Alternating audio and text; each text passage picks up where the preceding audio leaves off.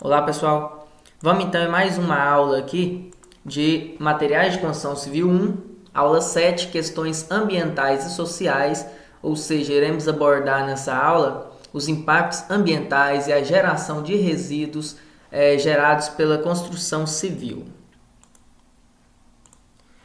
Ah, com o crescimento, né, econômico e das atividades de construção civil de modo geral, né, se torna cada vez mais necessário nós estudarmos as questões ambientais, certo? Bem como também buscar um desenvolvimento sustentável para esse ramo de atividade. Então é cada vez mais importante nós entendermos os aspectos e os impactos ambientais dentro das nossas obras, dentro dos nossos canteiros de obras, para assim nós podermos adotarmos ali diretrizes sustentáveis para esse tipo de atividade, né? Nossa atividade da construção. Então é fundamental que seja definida ali algumas políticas públicas. Por quê, né? Porque elas acabam estabelecendo ali um comprometimento de todos os envolvidos, seja direto ou indiretamente, ao setor da construção. Isso envolve o quê? O próprio poder público, né? Envolve todo o setor construtivo, ou seja, os engenheiros, os mestres de obras, os encarregados, todos os funcionários que estão ligados direto ou indiretamente na construção. E, é claro, também até a própria sociedade. Então, a maneira mais eficaz de nós entendermos todo esse processo, entender essa questão ambiental e, consequentemente, buscar ao máximo reduzir os impactos ambientais que acontecem por causa desse nosso setor de construção, é necessário nós estimularmos cada vez mais a pesquisa, ou seja, ciência, a tecnologia, a inovação, além da conscientização, né, e capacitação de todos os profissionais ali dessa área. Então, como eu acabei de falar, né, essa questão da construção civil, ela é um setor que contribui significativamente nos impactos ambientais, de modo geral, né, e o canteiro de obra é, sem dúvida, ali, uma etapa que merece bastante destaque. Então, a resolução do Conselho Nacional do Meio Ambiente, do CONAMA, resolução número 1, de 86, ela define o que seria o impacto ambiental, né? O que seria esse impacto ambiental? Qualquer alteração nas propriedades físicas, químicas e biológicas do meio ambiente, causada por qualquer forma de matéria ou energia resultante de atividade do homem, atividade humana, que direto ou indiretamente afetam o quê? Afetam a saúde, afetam a segurança, afeta que o bem-estar da população, é um ponto importante a se destacar. Afeta as atividades sociais e econômicas, a biota, as condições estéticas e sanitárias do meio ambiente e a qualidade dos recursos ambientais. Então, quando paramos para pensar em impacto ambiental, muitas vezes pensamos mais diretamente a impacto ao meio ambiente ali no sentido de vegetação, e não é só isso. O impacto ambiental envolve tudo, ó. Envolve qualquer alteração que haja nas propriedades físicas, químicas ou biológicas, oriundo da ação do homem, né?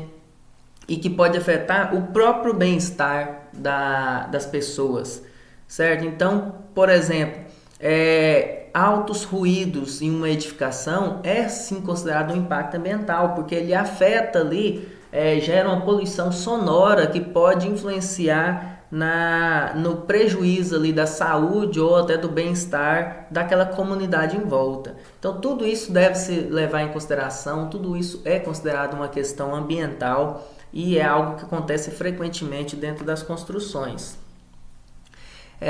Então é fundamental, né, nós desenvolvermos pesquisas e tecnologias nesse nosso setor de construção civil, que tem como objetivo ali adotar medidas para reduzir ou até, quem sabe, né, eliminar completamente esses impactos. Então, como fazer isso, né? Normalmente busca-se melhorar, reduzir esses impactos com capacitação dos profissionais, é um primeiro ponto a se observar. com soluções tecnológicas, né? Cada vez mais busca-se da tecnologia novas maneiras de se construir e ao mesmo tempo em trazer um material de qualidade para a construção e ao mesmo tempo reduzir os impactos, que é algo que merece destaque. Nos últimos anos está muito discutido e pesquisado, né? Implementar ali ações sustentáveis nos canteiros de obra é também uma possibilidade.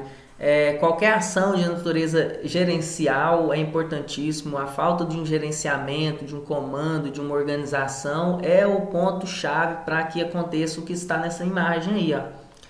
Olha lá, um canteiro de obra completamente desorganizado, sem gerenciamento, sem separação de materiais por categoria.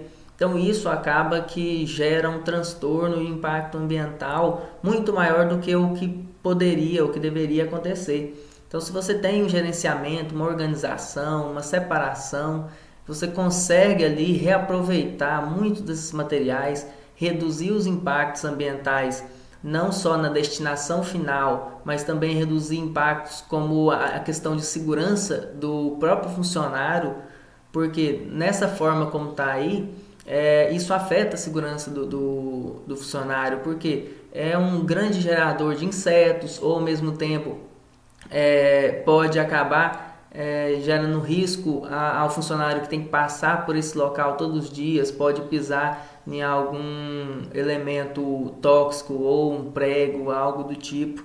Então a falta de organização é sem dúvida também um ponto a se destacar quando analisamos as questões ambientais no canteiro de obra, certo? Então, pensando nisso, temos diversos exemplos, né, de impactos, olhando para essa imagem. Alguns desses exemplos de impactos para conseguir entender melhor seria a própria perda do canteiro de obra, né, que é o meu caso, geração excessiva dos resíduos, como essa imagem também representa bem, lançamento inadequado também desses resíduos é um impacto. O que fazer com esses resíduos dessa imagem? Onde vai ser o destino deles, né? Então, normalmente acontece muito os lançamentos inadequados em lotes baldios, em recursos hídricos. Então isso aí é um problema que deve ser solucionado e através de conscientização e fiscalização mesmo.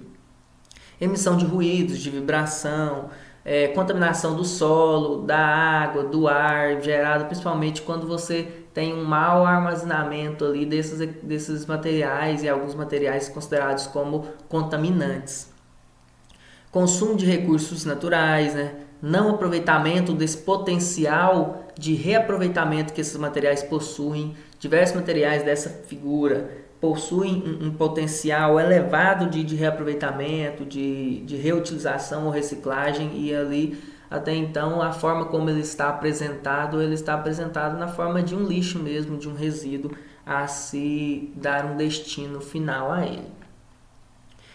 Então, pensando nesses aspectos, né, ambientais decorrentes de atividades da construção, foram separados ali, subdivididos em 4 categorias, conforme Araújo, esses aspectos. No caso, as categorias foram recurso, incômodos e poluições, resíduos e infraestrutura do canteiro de obra. Vamos explicar um pouco sobre cada um, para que consigamos entender um pouco melhor. Aqui temos uma tabela que eu subdividi para cada uma dessas categorias, só para ter um exemplo inicial, depois vamos discorrer sobre isso ao longo dessa aula. Então, os recursos, exemplos de aspectos ambientais para recurso: o consumo de recursos, né, incluindo perdas incorporadas de embalagem, o consumo e desperdício de água, de energia. Quando paramos a pensar em incômodos de poluição, normalmente tem a geração de resíduos perigosos, geração de resíduos sólidos, a emissão de vibração e ruídos, que está ligada diretamente à questão do incômodo, né, às pessoas ali, aquela comunidade, lançamento de fragmentos, emissão de material particulado, risco de geração de faísca por existência de algum material que possa dispersar algum tipo de gás tóxico, né? desprendimento de gases, fibras, renovação do ar, manejo de materiais perigosos, são todos exemplos de incômodos à população ou até mesmo poluição ali do ar, do solo, da água em questão. Quando pensamos na categoria resíduo, né, temos a perda de materiais por entulho, que é um problema, né, porque você acaba gerando uma quantidade excessiva de entulho e muitas das vezes isso acontece por falta de organização mesmo, de planejamento. Muito se perde de material no transporte, na hora de descarregar, na hora de executar, nos erros que acontecem na obra, talvez por falta de planejamento ou mão de obra de má qualidade, que acaba precisando de um retrabalho, então gera mais entulho. O manejo de resíduos, né? Destinação dos resíduos, que inclui descarte de resíduos renováveis, é um ponto importante, porque o que fazer com esses resíduos daquela imagem que eu acabei de mostrar, né?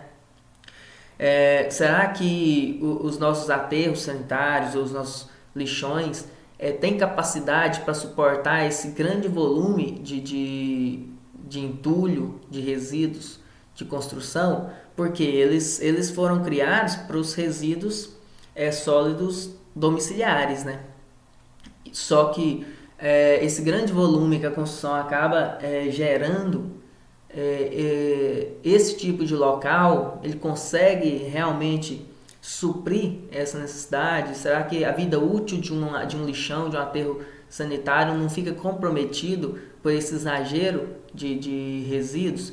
E será que é possível solucionar isso com algumas maneiras, com alguns aspectos que não são complicados de se fazer? Por exemplo, essa questão dos resíduos renováveis, que a maioria das vezes ele acaba indo para o aterro, indo para o lixão, sendo que ele poderia muito bem ser reaproveitado, além de gerar um novo material, movimentar a economia, você reduziria esse volume excessivo de resíduos descartados, destinados.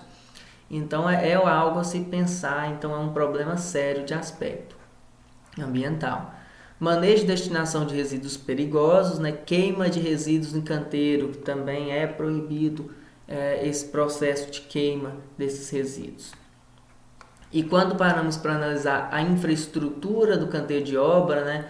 Será que essa infraestrutura está feita de maneira correta? Será que a falta de gerenciamento, de organização desse canteiro acaba gerando diversos impactos ambientais que poderiam ser evitados se esse canteiro fosse bem planejado e bem organizado? Então, lá, remoção de edifícios, de edificações, né, supressão da vegetação, risco de desmoronamento, esgotamento de água servida, risco de perfuração em rede, que acontece muito. Normalmente você acaba criando ali um canteiro, você acaba perfurando um local que encontra uma rede de água, rede elétrica, você danifica aquilo, gera um prejuízo tanto de financeiro quanto ambiental naquele local. Geração de energia de canteiro, existência de construções provisórias, impermeabilização de superfície, ocupação de vias públicas, armazenamento de material, né, que se for feito de maneira equivocada ali, onde faça com que o material tenha ali contato direto com as intempéries. Isso acaba fazendo com que você possa ter um prejuízo ali, uma perda de material antes mesmo de utilizá-lo. Então aquele material que nem foi utilizado, ele já vira resíduo. Além de gerar, é claro, um alto custo de ter que repor todo o material, você ainda gera um volume excessivo de um resíduo que não precisaria de acontecer, né, de ser gerado. Circulação de materiais, máquinas, equipamentos, veículos e assim por diante.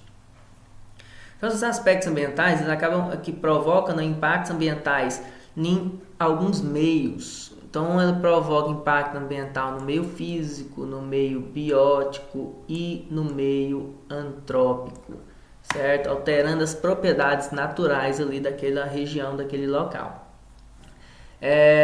O Costa ele acaba classificando os aspectos do canteiro como consumos, emissões, interface de meio exterior e qualidade intrínseca do canteiro.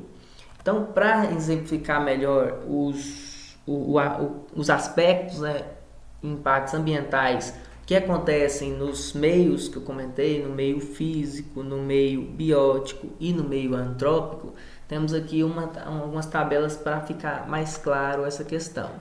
Então, aspectos no meio físicos que afetam ali o solo, alguns exemplos: alterações na propriedade física do solo, contaminação química do solo, indução ao processo erosivo e esgotamento de reservas minerais. Só para exemplificar melhor essa questão de contaminação de solo, isso é algo que é bastante estudado, existem diversos trabalhos em relação a isso. Eu mesmo estou desenvolvendo um trabalho agora em relação a esse ponto, não diretamente ligado à construção, né? No meu caso, eu estou fazendo uma análise de um lixão, que era um aterro controlado há alguns anos, e analisando justamente a contaminação, as alterações físicas e químicas do solo que está ali em contato com os resíduos sólidos de maneira geral, tanto resíduos domiciliares como também resíduos de construção e demolição, pois, como eu havia comentado, esses resíduos de construção eles vão sim para esses lixões. Lá nesse local onde eu fiz a minha análise, existia um volume muito grande de resíduos de construção e que até afetava bastante ali a nossa análise. E até então, os resultados preliminares foram que existe sim uma contaminação naquele solo, alterações nas propriedades, né? Não só a questão de contaminação, a alteração talvez não atinja os limites estabelecidos pelo CONAMA de contaminação, de solo contaminado, mas que há uma alteração nas propriedades. Isso existe porque foi feito estudo no solo adjacente ali, sem contato com os resíduos, e nos solos propriamente dentro do resíduo ali, do lixão, e aí foi determinado que existe essa alteração, e também foi perceptível lá um volume muito grande de entulhos, de materiais ali oriundos de concreto, de cimento. Tanto é que a nossa perfuração foi complicada nos primeiros metros, porque tinha muita questão de entulho e cimento, e foi bastante complicada a perfuração, né? Então existe sim diversos estudos em relação a isso, e realmente existe essa contaminação, porque existem materiais contaminantes, existem materiais tóxicos, e acaba que em uma precipitação, em uma chuva, há percolação desses componentes químicos para o interior do solo. E não só o solo, né? Para o ar e para a água também. Então, continuando aqui essa questão, no ar poderia ter uma deterioração da qualidade do ar, poluição sonora, são exemplos, né? E da água, as alterações da qualidade da água superficial e da água subterrânea, além de quantidade de sólidos presentes na água, alteração no regime de escoamento, escassez da água também é um exemplo de impacto. Então, outros estudos que eu encontro com frequência esse mesmo estudo que eu estou propondo para o solo, fazer o mesmo estudo para a água, né? Que é um estudo que nós vamos fazer no futuro. Demanda um recurso maior, mas conseguimos sim, através de uma perfuração mais profunda, chegar ao lençol freático, chegar às águas subterrâneas para poder analisar a qualidade dessa água em decorrência do questão dos resíduos.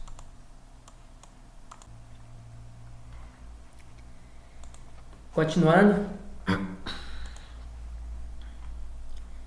com relação ao meio biótico, temos aqui então a questão da interferência na fauna e na flora e alterações dinâmicas nos ecossistemas locais e globais. Já com relação ao meio antrópico, né,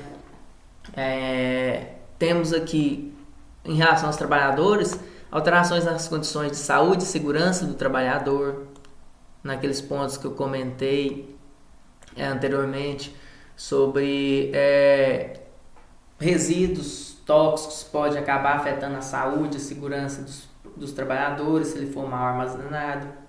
A questão da desorganização do canteiro de obra pode acabar gerando algum tipo de acidente.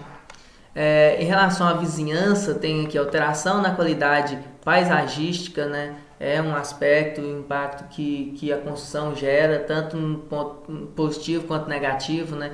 Enquanto está em construção, normalmente pode acabar afetando ali de maneira negativa a qualidade, porém sabemos que a construção, né, ela é importante e ao final temos ali uma alteração completa naquela região em decorrência de uma construção ali que pode vir a trazer emprego, melhoria estética, qualidade para aquela região.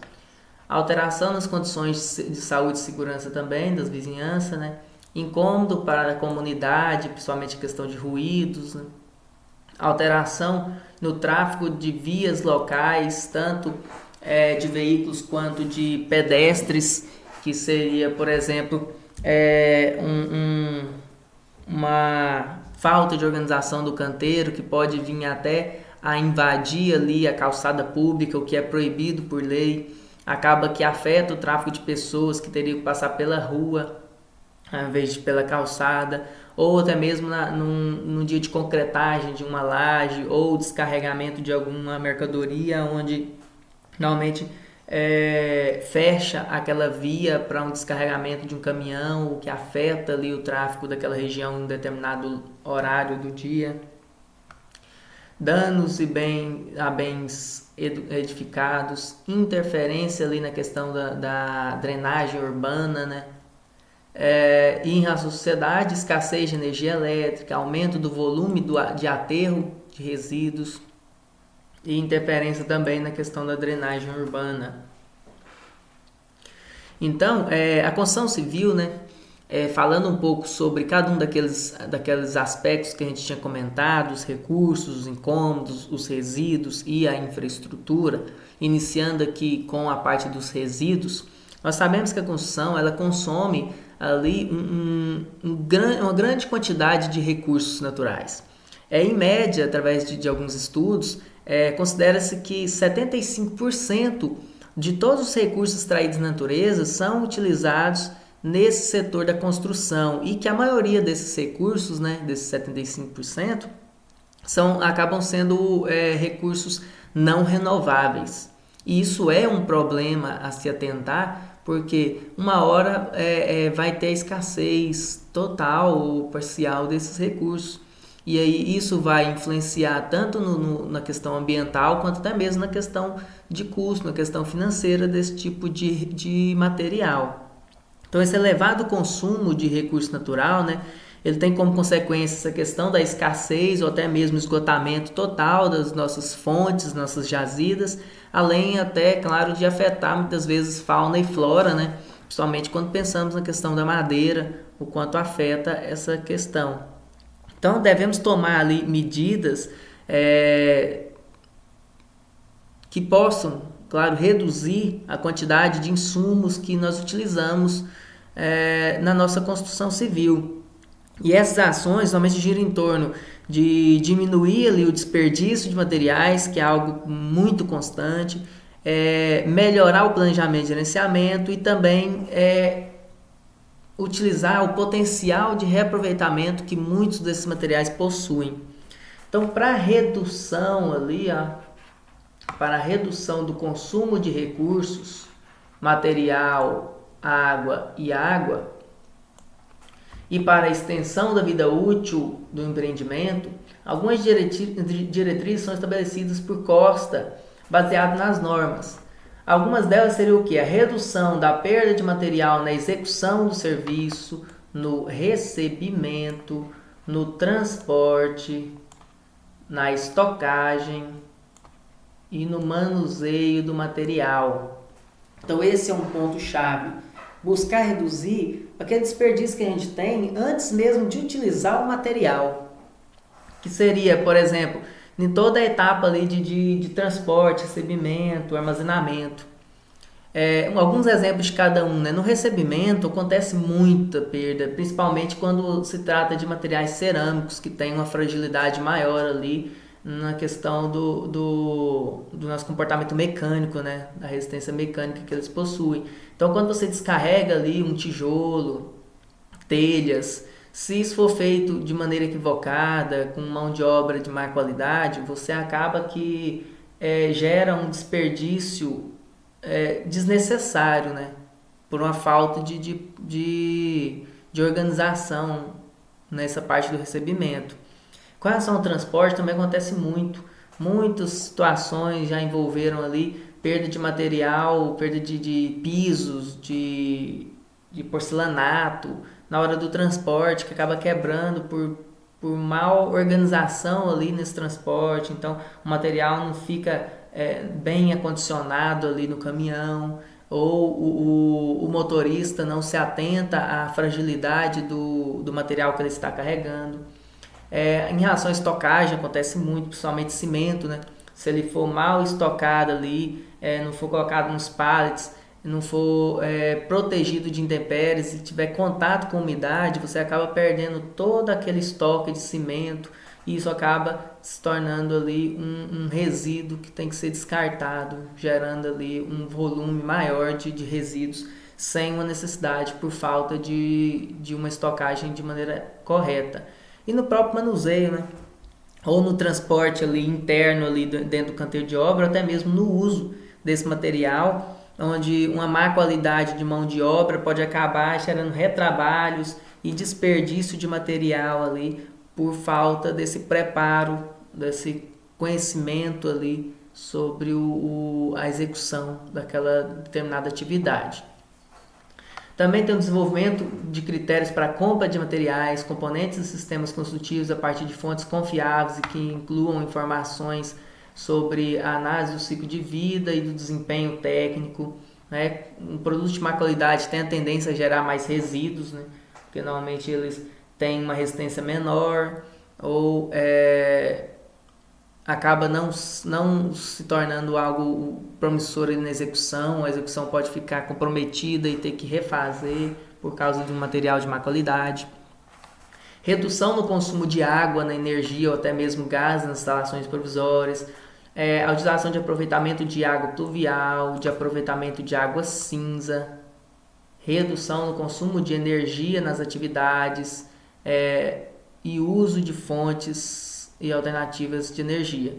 Em relação a essa questão de reaproveitamento de água de chuva e água cinza, né? É muito utilizado, está bastante difundido, então há vários estudos em relação a isso, influenciando as pessoas a trabalhar com esse tipo de aproveitamento. Que seria o quê? Né? Aproveitamento de água pluvial é quando você tem um sistema que capta a água ali que cai no telhado e consequentemente nas calhas, você passa ela para um sistema de tratamento ali simples, mas por questão de filtragem, e você consegue armazenar ele em reservatórios inferiores para bombear para o uso futuro em pontos que não necessitam de água potável, como vaso sanitário, lavagem de veículos, irrigação, entre outros. Então é um sistema que acaba economizando muitos recursos de água potável, você reaproveitar essa água de chuva. E a água cinza é a mesma coisa, só que a água cinza não é água de chuva, né? Você acaba reaproveitando a água que já foi utilizada na construção, na obra, na edificação. Que seria o quê? Você reaproveitar as águas ditas como cinzas, sendo que existem várias categorias, várias cores de água. As águas cinzas são águas com potencial de reaproveitar, que seriam águas do banho, né? Águas de lavatório, de área de serviço. Você acaba reutilizando essa água, passando por um sistema de tratamento um pouco mais robusto do que o da água pluvial, não só a questão da filtragem. E aí você armazena essa água de maneira separada para utilizar também em ambientes não potáveis, como vasos sanitários, lavagem de veículos e questão de irrigação, como eu acabei de comentar. São alguns exemplos dessa utilização de água cinza também. Temos também a preferência de utilização de materiais reutilizáveis e recicláveis. Isso também é algo importante a se atentar, porque muito se fala sobre estudos para reutilizar o material, para reciclar o material, mas precisamos também de conscientização e influência, divulgação desses materiais prontos, desses materiais recicláveis, para utilizá-los. Diferente de outros ramos fora da construção, como por exemplo garrafas de refrigerante, de sucos, que realmente é um material bastante difundido já na reciclagem. Temos aí um problema em relação à construção, porque alguns desses materiais que são recicláveis acaba que não tem um mercado ainda para eles por falta de divulgação ou falta de estudos que comprovem a utilização desse material. Alguns pequenos exemplos. Por exemplo, a areia artificial, que é uma areia oriunda de britagem ali. É um material que tem o seu papel, ele funciona. Tanto é que nós fizemos alguns estudos recentemente, em alguns trabalhos de conclusão de curso de alguns alunos, onde trabalhamos ali com substituição total e parcial de areia artificial no lugar de areia natural, de dragagem, para uso de concreto armado.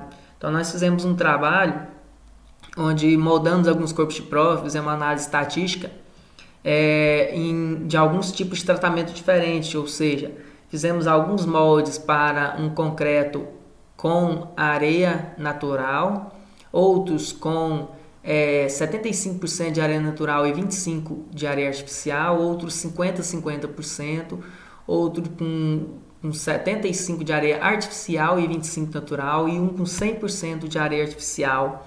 Fizemos todos os testes em relação à resistência do concreto, toda a análise estatística, e nesse trabalho foi comprovado que não comprometo a resistência no meu material se eu utilizar até no máximo 25% de areia artificial no lugar de areia natural. Tanto é que o resultado foi até melhor do que a própria areia natural 100%. Então conseguimos provar que ao utilizar 25% de um material reciclável ali no lugar de um recurso natural, eu continuei obtendo os mesmos resultados de resistência e de trabalhabilidade do meu material, e consegui ali reduzir um consumo de 25% no recurso, e em contrapartida também consegui reduzir 25% ali de entulhos oriundos dessa britagem que iria para aterros, né? Em vez de ir para aterros, ele foi reaproveitado, reciclado e reutilizado na obra. Existem outros trabalhos também que nós fizemos com alunos, que foi com a brita artificial, com a brita reciclável. Existem empresas aqui na nossa região que faz isso. Então tem uma empresa que nós entramos em parceria, eles acabaram doando uma parte dessas britas para nós podermos fazer o teste. E fizemos um concreto também substituindo a brita 1 por brita 1 reciclável. Ela é até interessante porque ela tem diversas cores, porque nessa britagem normalmente utiliza-se cerâmicas, utiliza-se resíduos de concreto, cerâmica branca. Então são diversos tipos de material ali com potencial de reutilização, como brita, que acaba passando pelo processo de britagem para tamanho número 1, e aí ele é utilizado. E nós fizemos esses testes e também tivemos o resultado de que com 25% de brita artificial, brita reciclada, mais os 75% de brita natural, né, acabou-se tendo um excelente resultado de resistência e trabalhabilidade. Então também comprovamos que eu posso reduzir 25% de recursos naturais, e eu consigo obter ainda um concreto de qualidade ainda similar. E aqui, maximização da vida útil dos componentes e edifícios. Em relação aos incômodos, né, e poluição, temos ali sempre em mente o quê? Que impactos estão ligados diretamente à qualidade de vida das pessoas quando pensamos no incômodo, né? Então, em resumo, esses impactos ambientais estão ligados às alterações na qualidade do ar, qualidade do solo, na qualidade da água, no bem-estar dos trabalhadores, nas condições de saúde e segurança dos mesmos e até mesmo na comunidade em geral, né? Então, esses resíduos perigosos, eles podem acabar impactando ali no meio ambiente de diversas maneiras. Então, Araújo menciona algumas dessas maneiras. A primeira, contaminação química do solo por penetração de substâncias tóxicas, como tintas e solventes. Deterioração da qualidade do ar por desprendimento de gases tóxicos por compostos orgânicos voláteis. Então, esse exemplo, por exemplo, poderíamos buscar minimizar esses impactos com alguns tipos de soluções bem simples. Ou uso ali de caminhão-pipa para molhar ali após um trabalho de terraplanagem, que aí evita essa desprendimento dessas partículas do solo que pode estar contaminado e ali acabar gerando ali um problema tanto de saúde quanto de bem-estar, né? Outro exemplo poderia utilização ali de lonas em caçambas, né, que estejam transportando algum tipo de material que possa soltar ali essas partículas, também seria algo que já minimizaria um pouco desses impactos. Poluição das águas subterrâneas por percolação de resíduos perigosos no solo atingido no lençol freático, eu já comentei isso no trabalho que nós estamos fazendo num lixão. Alteração de condições de saúde do trabalhador pela inalação e pelo manejo inadequado de substâncias nocivas à saúde. Então, uma solução para minimizar esse tipo de impacto seria a utilização de EPIs, né, de equipamentos de proteção individual, para evitar essa questão da inalação ou até mesmo contato direto ali com algum material contaminante. Emissão de ruídos e vibração pelo uso inadequado de máquinas e equipamentos. Às vezes utilizam-se máquinas que faltam a manutenção, que acabam gerando ali um transtorno, tanto em questão de ruídos, como até mesmo pode gerar algum problema de acidente, né? Um equipamento de má qualidade ou não calibrado, não monitorado. Então, pensando nessa questão agora de resíduos, né? Nós sabemos, já comentamos bastante isso, que há uma elevada geração de resíduos oriundos de construção e normalmente esses resíduos são chamados de RCD, né? Que são aqui os resíduos de construção e demolição, os RCD. Certo? Então é uma nomenclatura que se utiliza na norma, então é uma nomenclatura que na maioria dos trabalhos que vocês vão ler sobre o assunto vão estar sempre especificando como RCD, que é também conhecido como os nossos entulhos, né?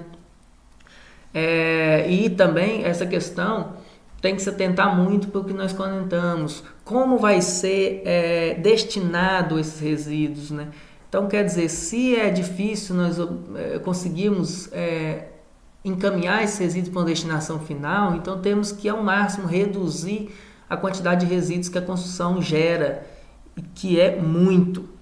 Então, algumas medidas para reduzir, para mitigar esses impactos em relação à geração de resíduos, eles acabam devendo ser tomados, e algumas dessas medidas seriam controle da geração, estocagem e descarte do resíduo, aproveitamento desses resíduos na construção, né? Existe muito material que pode ser reutilizado, pode ser reciclado, basta apenas separar em categorias, fazer uma triagem, uma análise para ver se esse material pode ser reutilizado. Descarte adequado desses resíduos em locais corretos, né? Ou seja, não pode ser descarregado ali em aterros residenciais domiciliares, não pode ser jogado esses resíduos em bota fora, né? Ou seja, em locais de corte aterro. Acontece muito o pessoal querer aterrar um terreno ali desnivelado com um entulho, com esses materiais que muitas vezes podem ser até tóxicos, então isso é proibido, não pode fazer isso. Destinação em costas, em corpos d'água, em lote vazio, em área de proteção ali por lei. Então, nenhum desse tipo de de destinação é aceito, né? Então, devemos sempre ter uma preocupação com esse comprometimento, né, ambiental em relação aos possíveis impactos que os RCDs podem acabar gerando. Impacto ali em vários pontos que a gente já comentou, em comprometimento de tráfego, até mesmo proliferação de insetos que acontece, obstrução ali de sistemas de drenagem, contaminação ali do solo por causa desses materiais aí contaminantes como tintas, vernizes, amianto, que são materiais tóxicos.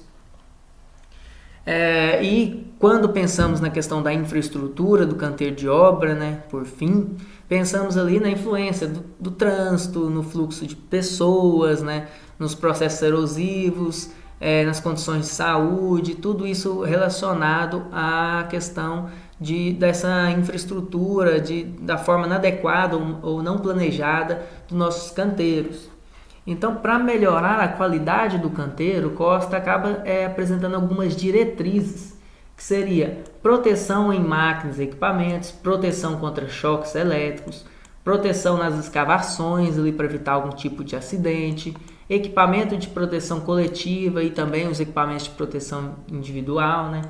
Limpeza nos ambientes do trabalho e no entorno, é aquela questão que eu comentei, na desorganização ali dos resíduos jogados de qualquer forma, acaba podendo gerar um acidente. Então uma organização, uma limpeza acaba proporcionando melhor qualidade de trabalho para os profissionais. Proteção contra queda de material, que é comum e é lei. Você pode ver que edificações prediais sempre tem toda aquela proteção ali para evitar queda de material que possa vir a atingir alguma pessoa e gerar um dano ali à vida. Comunicação visual externa e interna e comunicação com a comunidade a qual a obra está inserida. É importante ter essa comunicação. Podemos ter noção ali de quais os incômodos, quais os problemas que aquele canteiro de obra pode estar vindo a afetar. E buscar soluções, né, para evitar que aquele transtorno possa gerar até algo jurídico, que acontece em muitas situações. Com relação aos aspectos ambientais, a geração de resíduos, temos aqui uma citação de Degani em 2003, que descreve muito bem todos os materiais ali, geradores que podem causar impactos ambientais e materiais que são oriundos de construção. Podemos ter essa noção desses materiais, o quão diversificado esses materiais na construção. Então, dentre os termos genéricos RCD, né, que é os resíduos de construção e demolição, podem encontrar produtos de diferentes origens e naturezas, os quais causam impactos distintos no meio ambiente.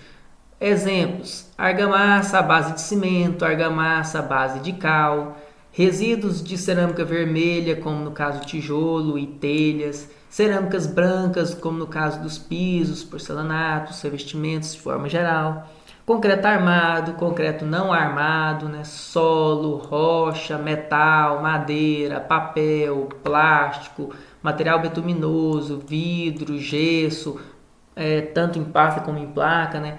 Tintas, solventes, adesivos, resto de embalagem, amianto, produtos de limpeza, entre diversos outros.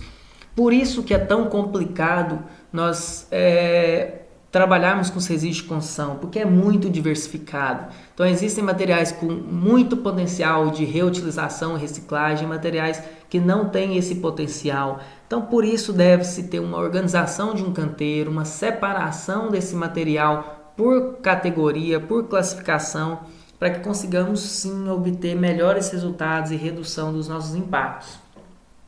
Só para comprovar mais ainda essa questão dessa heterogeneidade entre os nossos resíduos, isso é claro que varia de cidade para cidade, de região para região, e depende principalmente de alguns pontos, como a própria matéria-prima que é utilizada em determinadas regiões, que é claro que oscila em regiões mais quentes, temos uma matéria-prima diferente de edificações em regiões mais frias, por exemplo. A questão das técnicas construtivas também muito particular de cada região. Qualidade da mão de obra também, a conscientização, o planejamento. Então, existem diversos fatores que influenciam ali nessa heterogeneidade nas composições dos resíduos. Então, só para ficar claro, esse quadro aí apresenta em porcentagem, né, essa questão dos resíduos em algumas cidades do Brasil. Então, temos aqui, por exemplo, São Paulo capital. Em média, 1/3 dos resíduos são concreto e argamassa, 1/3 são solo, 1/3 são cerâmicas. É bem distribuído a quantidade de resíduos de cada material. Já, por exemplo, no mesmo estado, mas em Ribeirão Preto, já temos uma situação completamente diversa. Quase 60% dos resíduos são oriundos de concreto e argamassa. Quase não tem resíduos de solo e areia, ou seja, eles aproveitam muito esses resíduos na própria construção.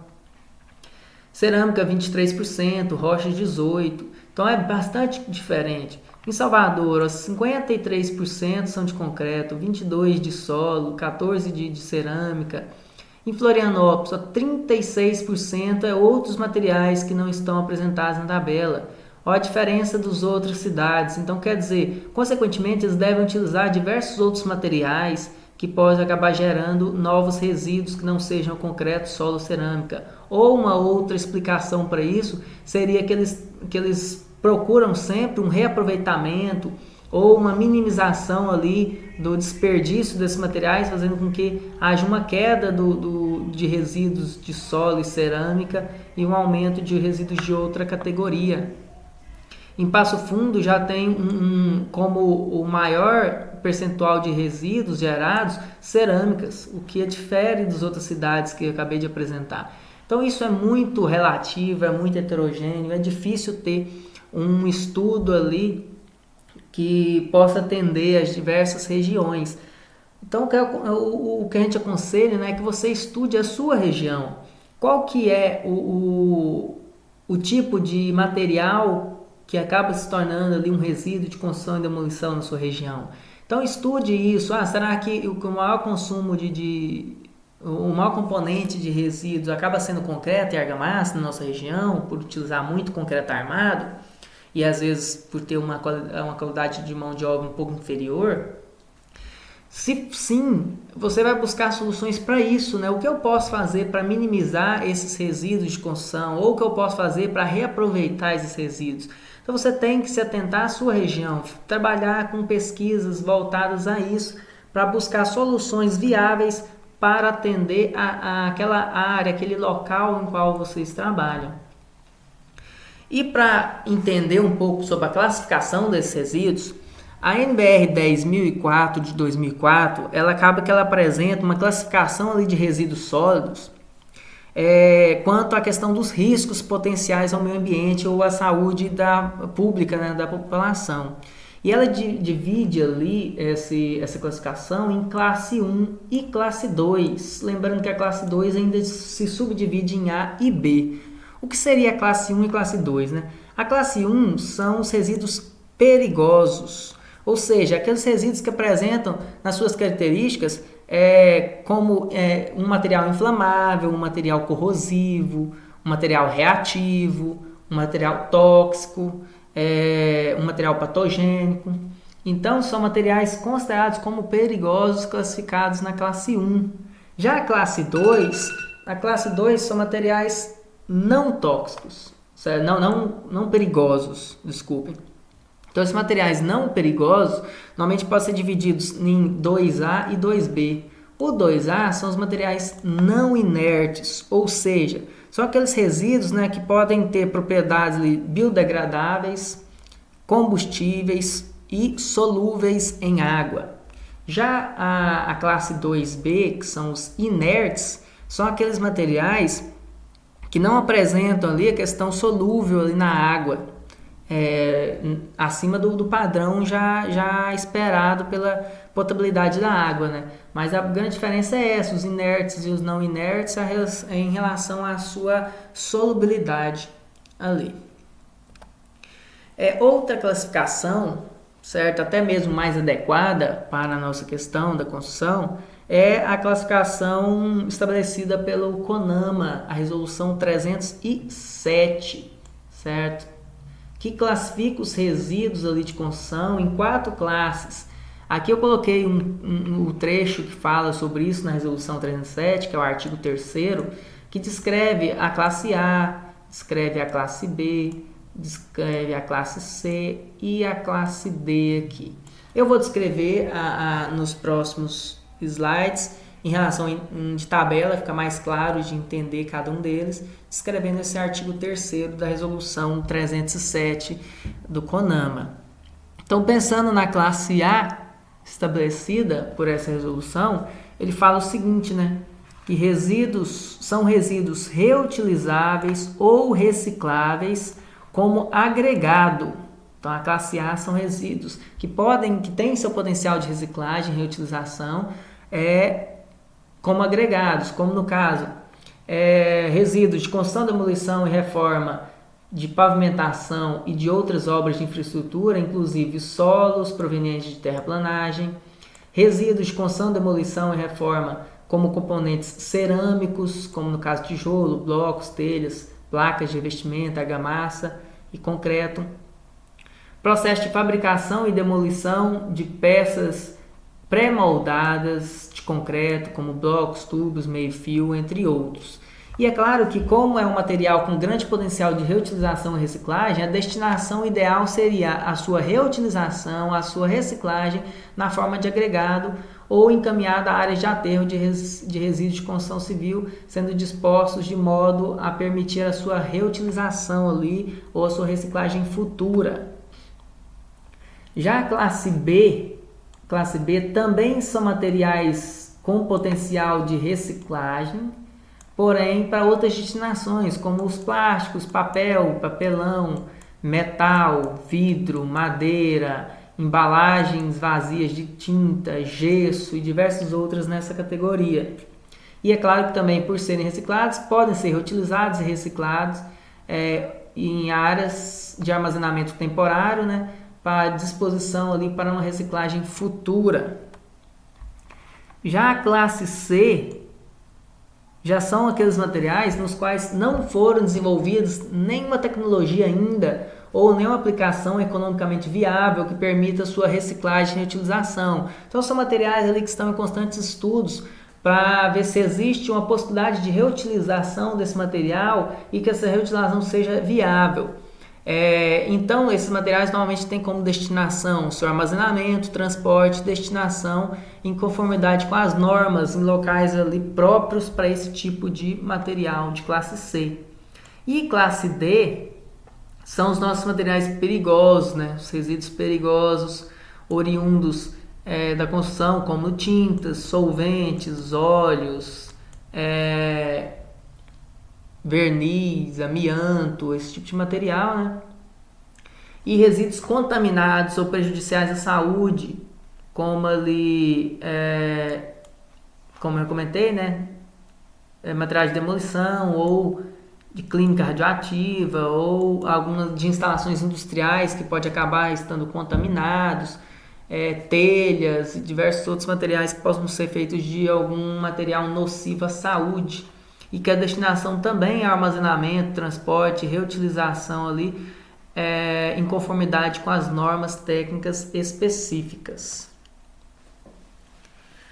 Com relação às causas e impactos ali, em relação à forma inadequada como os materiais são dispostos, né, vale ressaltar que os resíduos de construção e demolição, eles normalmente representam ali de 30% a 50% do volume de resíduos urbanos gerados nas grandes cidades, através de estudos. Então, quer dizer, pensando em todos os resíduos que uma cidade pode proporcionar, os nossos resíduos domiciliares, resíduos industriais, resíduos farmacêuticos e os das construções, a construção tem um volume de 30% a 50%, dependendo da cidade. Então, em algumas regiões, chega até a valores maiores. Então, a busca por reduzir esses resíduos é cada vez mais necessário, né? Então, uma outra forma ali de reduzir esses impactos é a boa destinação desses resíduos, que muitas vezes acaba sendo feita de forma inadequada. E essa forma inadequada, a gente já comentou durante a apresentação, que são normalmente em encostas de rios, em vias e logradouros públicos, em lotes baldios, em local ali de destinação de resíduos domiciliares, em erosões. Nós fomos uma vez numa erosão, visitar uma erosão na cidade aqui próxima, e essa erosão era uma erosão urbana, né, num local urbano, e é nítido a falta de conscientização, a falta de informação das pessoas. No local, no dia que fomos visitar, estavam alguns estudantes, alguns professores, pesquisadores, e aí no exato momento que estávamos lá, passou um pessoal, um carroceiro, estava descarregando material lá na erosão. E aí, ou por falta de informação, às vezes acha que está ajudando, jogando esse lixo lá nessa erosão, mas isso aí é uma forma inadequada de se utilizar isso. Essa erosão foi gerada porque é um local de fluxo de água ali em épocas de chuvosas. Então você joga esses entulhos contaminantes e aí eles vão sim ser percolados ali para o lençol freático, para os recursos hídricos da região. Isso pode acabar afetando a saúde da população, além de todos os outros impactos ambientais que a gente já comentou durante essa apresentação. Então, isso é um problema sério, onde devemos, ao máximo, buscar conscientizar as pessoas, levar informação para as pessoas de como é a maneira correta de destinação desses resíduos. Então, pensando nessa destinação final, né, a resolução 307 CONAMA, né, que a gente acabou de comentar, que separa os resíduos em classe A, B, C e D, ele comenta sobre o que a gente acabou de falar, dessa destinação não podendo acontecer em resíduos domiciliares, nem em bota fora, nem encostos, corpos d'água, nem lotes vazios, nem áreas protegidas por lei. Então isso deve ser um ponto-chave ali na questão das nossas pesquisas e extensão, né? Levar isso para a população. E com relação à redução dos desperdícios, né? Como buscar reduzir esses desperdícios? Então essa redução ele depende principalmente de alguns fatores que devemos estar cientes e a todo momento tentar trabalhar esses princípios. Seria o quê? A previsão do projeto, ter um projeto bem elaborado, bem determinado para que evite esse desperdício ali de material, um planejamento na hora de execução, cuidados com o transporte que a gente já comentou, manuseio, armazenamento, escolha de um sistema construtivo ali que busque uma redução do desperdício. Nós sabemos que o sistema construtivo de alvenaria e concreto armado é sim o que mais gera resíduos, diferente de outros sistemas construtivos como o steel frame, né, o drywall, que normalmente são considerados como estruturas limpas, que geram um volume muito inferior de resíduos, que em muitos países é um sistema construtivo bastante difundido. Para nós acaba que nem tanto, a maioria das nossas regiões brasileiras aqui trabalham muito com o sistema ainda de concreto armado e alvenaria. Grau de industrialização, né? A qualidade do material influi nessa questão de desperdício, a eficiência da mão de obra, né? Mão de obra de qualidade. Com relação aos aspectos legais, né? A Lei 12.305 de 2010, ele institui a Política Nacional dos Resíduos Sólidos. Então essa lei ela acaba descrevendo pontos importantíssimos em relação a impactos ambientais.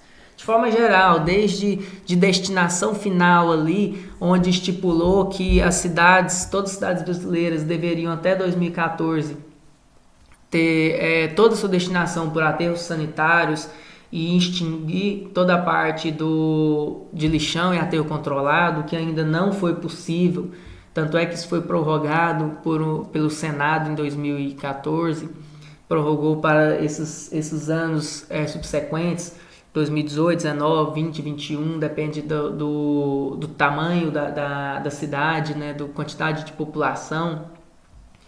Ela também institui ali essa lei, né, ela tem as diretrizes relativas à gestão integrada e ao gerenciamento dos resíduos sólidos, incluídos os perigosos, e ela passa a responsabilidade para o gerador desses resíduos e o poder público. Então, a construção em si que gera aqueles resíduos é a responsável por dar uma destinação, e os órgãos públicos também para os resíduos domiciliares dentro de um município. Então, nós somos responsáveis por isso, o engenheiro é responsável por isso, a construtora é responsável por isso. Então, deve-se atentar à maneira correta de se destinar esses resíduos, porque é lei, você pode ser responsabilizado por isso. E de acordo com essa lei, né, os resíduos de construção são aqueles gerados na construção, reforma, reparo e demolição de obras, incluindo as resultantes de preparação de escavação em terrenos de obras civis. Então, todo aquele resíduo gerado direto ou indiretamente pela construção, por algum tipo de reforma, por demolição, tudo isso é um resíduo de construção civil e é de responsabilidade da sua geradora. E pensando no reaproveitamento dos resíduos, né, nós temos ali três formas de reaproveitar esses resíduos. Ou por reutilização, ou por reciclagem, ou por incineração. Explicando cada um deles, né? A reutilização, como o próprio nome já diz, né, ele é um processo de reaplicação daquele resíduo sem que ele precise ser transformado, ou seja, como ele é naturalmente. Então, durante a renovação e demolição, componentes construtivos que ainda têm um valor funcional, eles podem ser utilizados novamente na própria construção atual ou em um projeto futuro, ou até mesmo ser vendido. Exemplo de reutilização, né? Normalmente escavações no solo, normalmente você faz uma escavação no solo e reaproveita, reutiliza aquele solo na própria construção ou uma outra construção, sem precisar transformar aquele solo, né? Outro exemplo seriam as tábuas que você utiliza para concretagem ali de uma viga baldrame de concreto armado. Se você armazenar aquela tábua de maneira correta, você pode reutilizá-la na concretagem dos pilares, por exemplo. O escoramento é um exemplo claro de reutilização. Você compra um escoramento para uma concretagem de uma laje e após ali o período de cura da laje, quando você retirar esses escoros, você pode reaproveitar na própria construção, se ainda tiver mais lajes em pavimentos subsequentes, ou você pode até mesmo vender para uma outra construção, ou se for uma construtora que está em constante construção, guardar para utilizar na próxima edificação, certo? Então, esse é um exemplo de reutilização. Agora, a reciclagem, né, já é uma reutilização, um reaproveitamento do material, porém é um material que precisa ser reprocessado, precisa ser transformado em um novo produto ali, ou por forma industrial, ou por alguma forma qualquer que faça uma transformação nesse material. Então, exemplo seria a britagem do concreto, né? Como eu tinha comentado, para gerar ali uma areia artificial, uma brita artificial. Derretimento de metal e vidro para a formação de um novo produto. Processo de reciclagem pode ser realizado tanto no canteiro de obra como também encaminhada ali para a usina de reciclagem. Lá é feito toda a triagem e o processamento desse material. E a incineração, né? Que é um processo utilizado para a recuperação da energia do material sem gerar substâncias tóxicas. Então, normalmente, exemplos seriam a incineração ali de madeira quimicamente não contaminada, a incineração de papel, de plástico, para geração de energia, o que você acaba reduzindo o uso de recurso natural, de energia ali gerada por recursos naturais, e você acaba tendo um reaproveitamento desse material como energia. Então, por fim, tem esse esquema aí de hierarquia apresentado por Karpinski em 2009, que mostra ali como é importante essa questão de todo esse processo que busca ao máximo reaproveitar o material ou minimizar que aquele material vá para um aterro, que seja descartado em um aterro. Então, basicamente, você tem aquele volume de resíduos gerados na construção. O primeiro ponto que você já consegue reduzir esse volume de resíduos é buscando redução com relação a minimizar os desperdícios. como aquela questão de transporte, resolver a questão de transporte, armazenamento. Então, tudo isso você já consegue minimizar um pouco o volume de resíduos que pode ser gerados. Depois, a reutilização dos materiais que tem esse perfil, que tem esse potencial de reutilização, como eu comentei. Depois, materiais que têm potencial de reciclagem, você já consegue reduzir já um bom volume daquele resíduo. Depois, alguns materiais que têm potencial para incineração. E por fim, aquele material que vai realmente ser descartado em um aterro já vai ser apresentado como um volume muito inferior àquele volume inicial, onde não se atenta a nenhum desses critérios de redução de reaproveitamento.